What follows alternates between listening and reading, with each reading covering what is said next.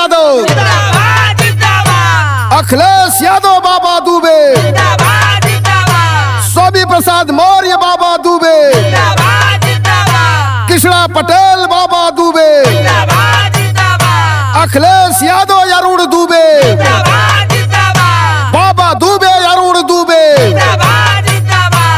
प्रिय साथियों, मैं फिर से बदलापुर विधानसभा से समाजवादी पार्टी के प्रत्याशी माननीय पूर्व विधायक विकास पुरुष ओम प्रकाश बाबा दुबे के प्रचार हेतु गीत के माध्यम से निवेदन कर रहा हूं कि चुनाव अब की बार माननीय बाबा दुबे जीत रहे हैं, चुनाव जीतेंगे।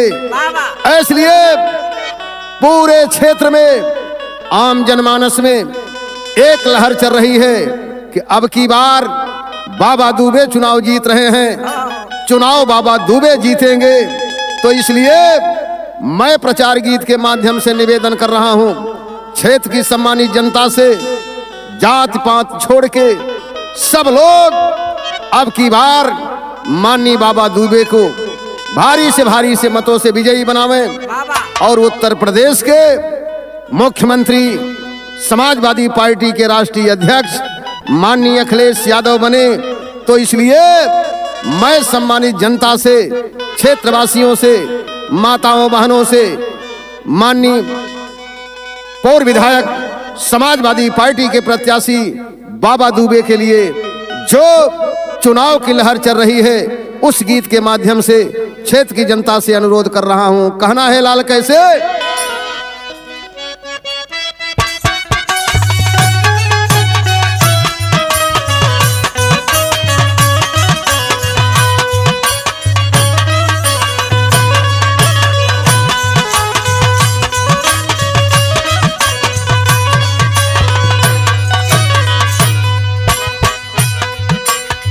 बीजेपी के होई सफाया सक चली फुल रे सजती है, अब की बाबा दुबे जीती है, अब की बाबा दुबे सीएम बनी है अखिलेश, अब की जीती है बाबा दुबे सीएम बनी है अखिलेश, जीती है बाबा दुबे सीएम बनी है अखिलेश।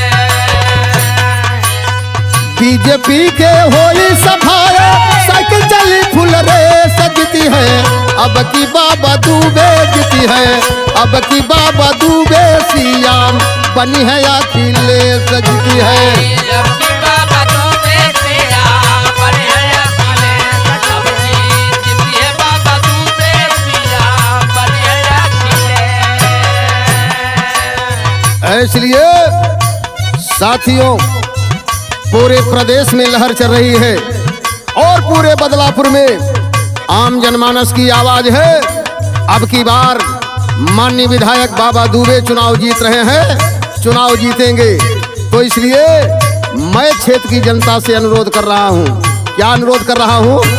अंधेरी रात है, अंधेरी रात है, दिया जलाए रखना, बाबा दुबे आ रहे हैं, माहौल बनाए रखना, माहौल बनाए रखना। तो इसलिए कहना है लाल कैसे?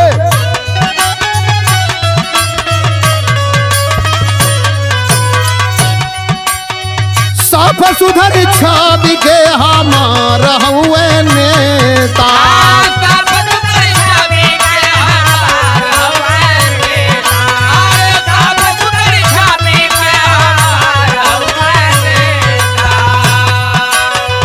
सर्व समाज के लोगन के चहेता,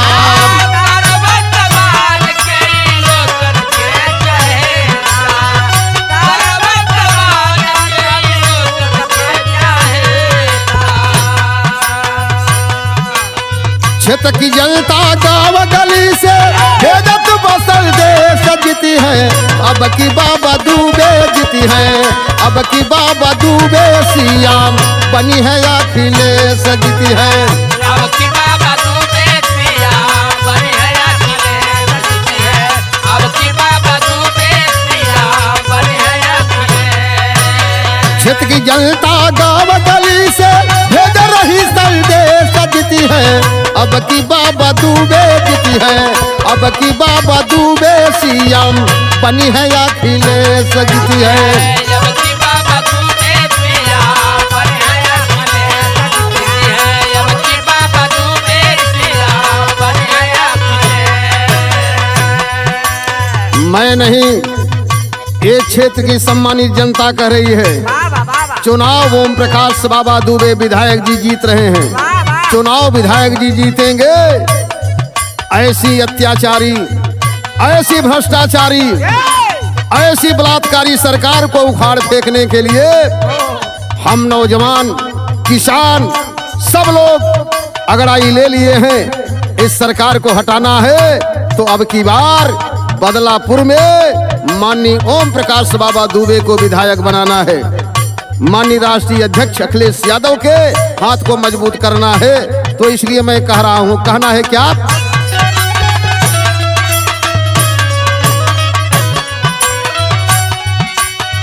क्षेत्र के विकास बाद करवे लड़ाई। क्षेत्र के विकास बाद करवे लड़ाई। क्षेत्र के विकास बाद करवे लड़ाई। कथनी व करनी में अंतर न आई।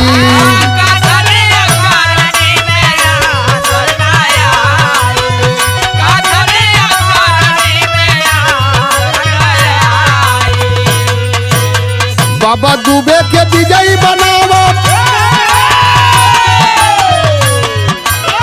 बाबा दुबे के विजयी बनावो।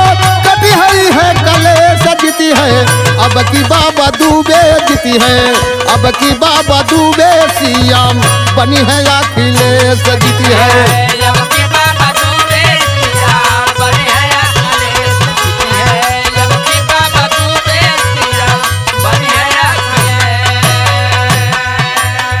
इसलिए मैं प्रचार गीत के माध्यम से बदलापुर के सभी सम्मानित मतदाताओं से निवेदन कर रहा हूं कि आज पूरे क्षेत्र में माननीय बाबा दुबे के आप सुपुत्र उत्तर प्रदेश सरकार में पूर्व राज्य मंत्री माननीय अरुण दुबे जी पूरे क्षेत्र में जा रहे हैं और क्षेत्र के लोगों से कह रहे हैं, क्षेत्र में जिसके पास हैंड पाइप नहीं है उसे जरूरत है, निश्चित लगवाऊंगा।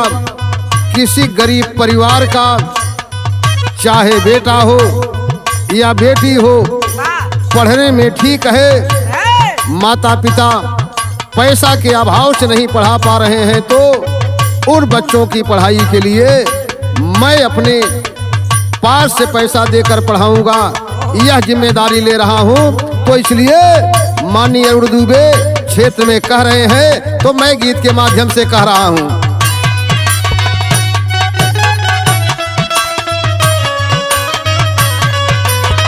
क्षेत्र के विकास बाद करवे लड़ाई। क्षेत्र के विकास बाद करवे लड़ाई। क्षेत्र के विकास बाद करवे लड़ाई। कथनी व करनी में अंतर न आई।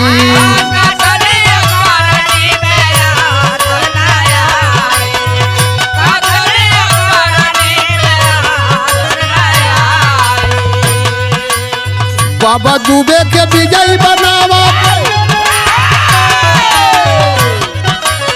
बाबा दुबे के विजयी बनावा। कटिहाई है कलेश जीती है। अब की बाबा दुबे जीती है। अब की बाबा दुबे सीएम बनी है अखिलेश जीती है। जब की बाबा दुबे पिया बने हैं अखिलेश जीती है। जब की बाबा दुबे पिया बने हैं अखिलेश। इसलिए सम्मानित क्षेत्र की जनता से मैं निवेदन कर रहा हूं, माननीय बाबा दुबे का चुनाव निशान साइकिल, चुनाव निशान साइकिल, साइकिल चुनाव निशान के सामने वाली बटन दबाकर माननीय बाबा दुबे को भारी से भारी मतों से विजयी बनावे। तो इसलिए क्षेत्र की जनता से मैं कह रहा हूं, आज बदलापुर के सभी समाजवादी पार्टी के नेता, सभी कार्यकर्ता, सभी संगठन के लोग एकजुट होकर के पूरे क्षेत्र में चल रहे हैं, आवाज लगा रहे हैं, क्यों पड़े हो चक्कर में, कोई नहीं है टक्कर में। सभी नेता, सभी कार्यकर्ता माननीय विधायक ओम प्रकाश बाबा दुबे के साथ, माननीय मंत्री अरुण दुबे के साथ चल रहे हैं। तो इसलिए मैं गीत के माध्यम से कह रहा हूं,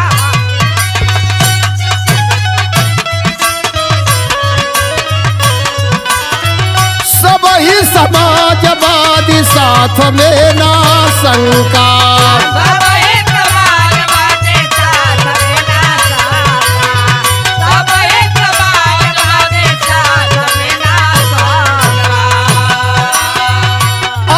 विरोधियन के फूक जाई लंका। अब के विरोधियन के फूक जाई लंका, अब के विरोधियन के फूक जाई लंका।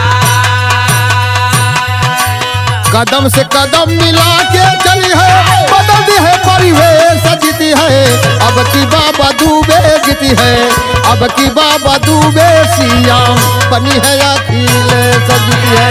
अब की बाबा दुबे सीएम बनी है, अब की बाबा दुबे सीएम बनी है, बीजेपी के होई सफाया, सच चली फुल रेस जीती है, अब की बाबा दुबे जीती है, अब की बाबा दुबे सीएम बनी है, अखिलेश जीती है। अब की बाबा दुबे सीएम बनी है, जीती है, अब की बाबा दुबे सीएम बनी है, जीती है, अब की बाबा दुबे सीएम बनी है। इसलिए सभी सम्मानित जनता से माननीय विधायक जी के प्रति चारों तरफ से रुझान है और क्षेत्र की जनता ललकार रही है।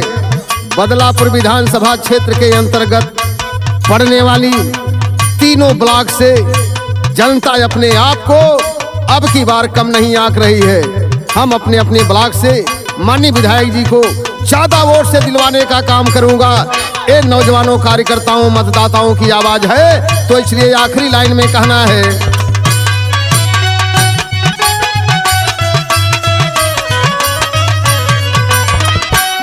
महाराज गंज करत लाल कारवां,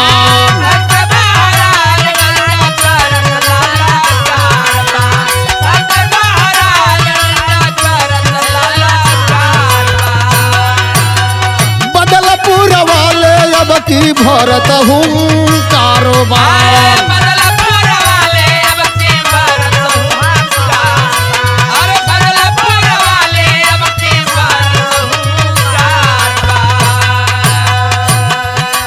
गूंज रहा है सपा के नारा, गूंज रहा है सपा के नारा, जय जय जय अखिलेश जीती है, अब की बाबा दुबे जीती है, अब की बाबा दुबे सीएम बनी है, अखिलेश जीती है।